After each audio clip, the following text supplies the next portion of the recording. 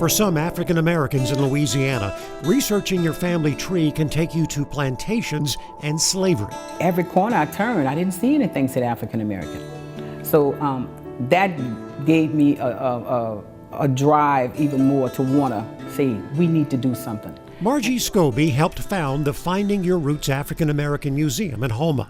The exhibits are housed in what was once a school for black children, which opened in 1890.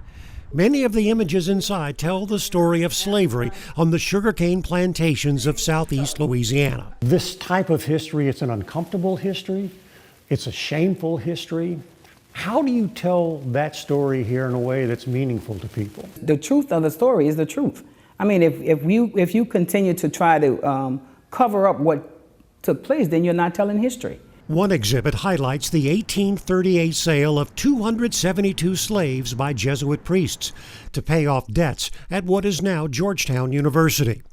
Many of those slaves were sold to plantation owners in Terrebonne and other nearby parishes. And because I was so familiar with so many names in the local area, some of those names popped out. One day I was walking through the house, and the president of Georgetown was apologizing for slave trade.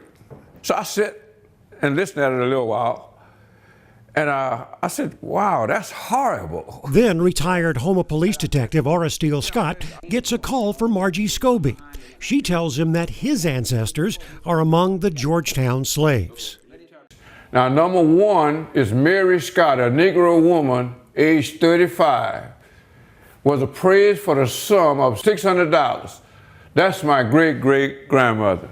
And underneath that, John, a Negro boy, age 8, appraised for the sum of $400.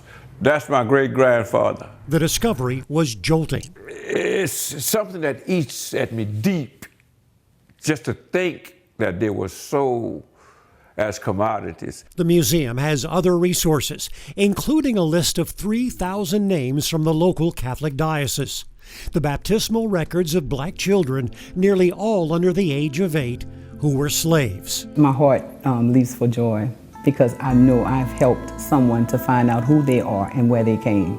The small museum doesn't blink when it comes to telling the story of African Americans, their inhumane treatment, and their later achievements. With the heart of Louisiana, Dave McNamara, Fox 8 Local First.